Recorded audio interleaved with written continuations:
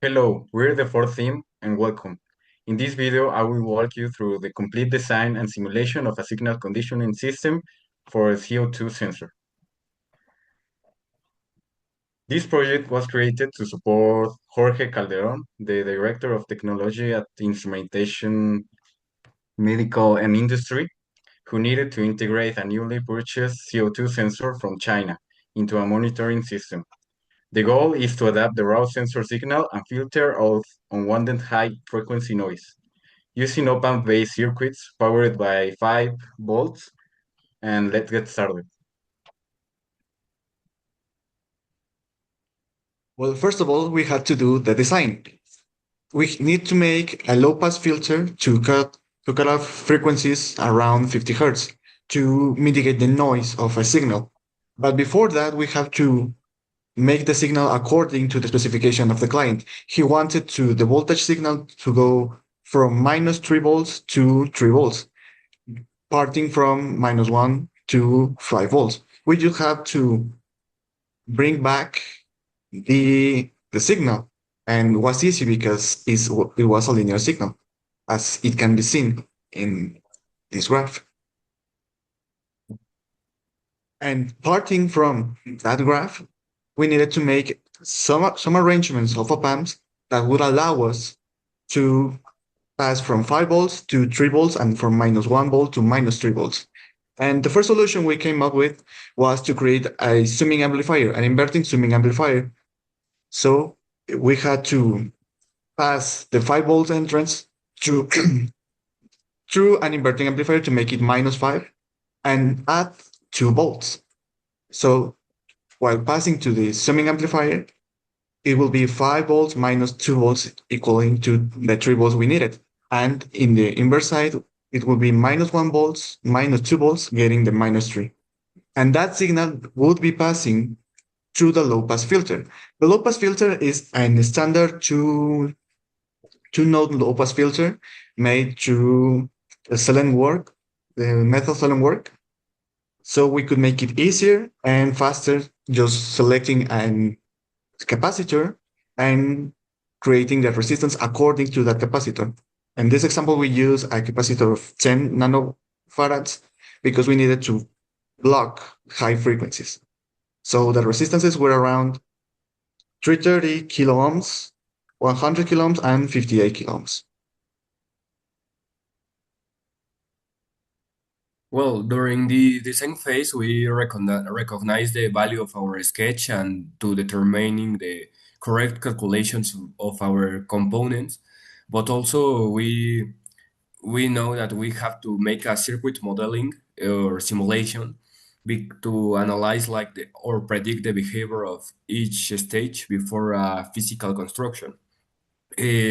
So in this stage, we support crucial decisions where we use the correct calculations, simulations, and in my case, I help my partners to evaluate the calculations and to determine if these values are correct or have to be corrected. The same thing happened with the other part of the simulation. It is this part that corrects the slope, and this one is just the filter. The values were rounded to make it to the simulation, but in real life we will be using regular capacitors and regular resistances to be using in fast and not be worrying about configuring the resistances.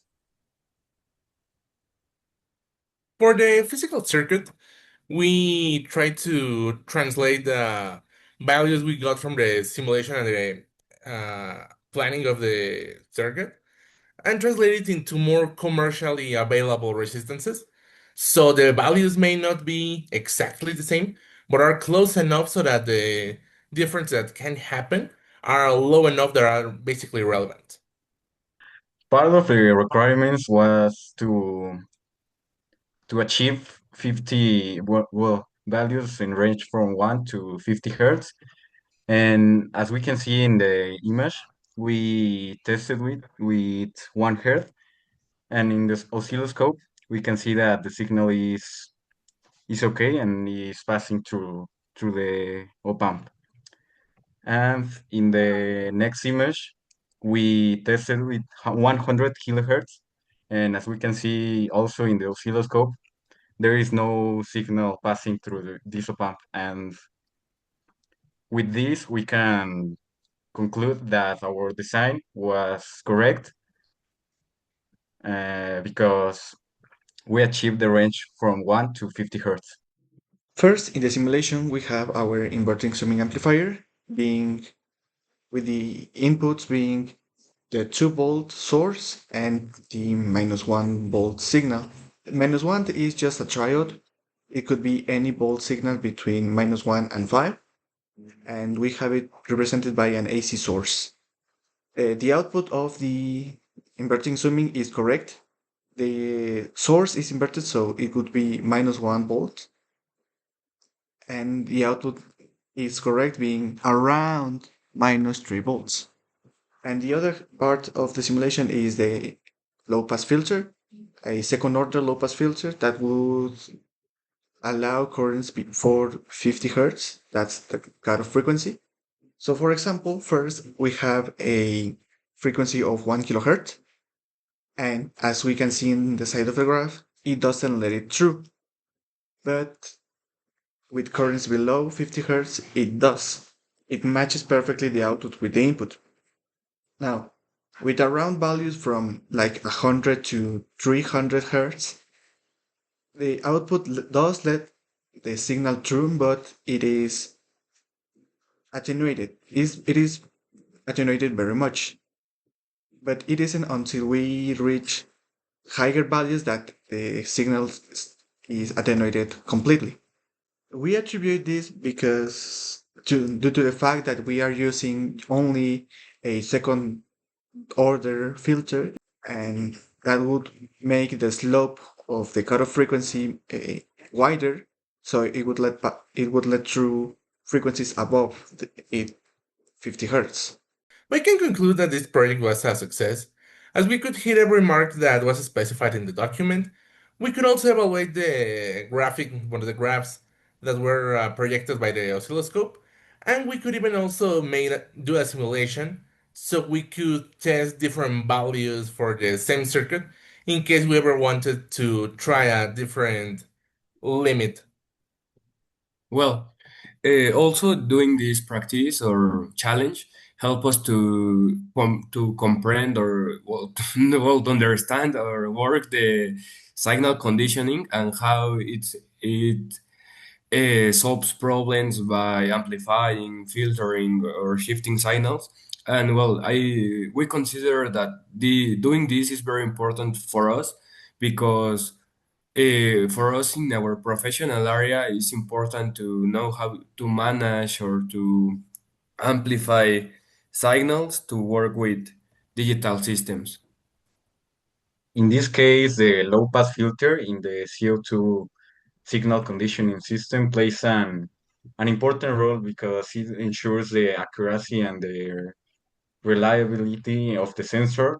And also in the real world environment, often these high frequency noise are produced through electromagnetic interference of surrounding but like component or electronics, and this filter helps clean the signal by allowing only the relevant low frequency components, those that represent actual changes in CO2 concentration, to pass through.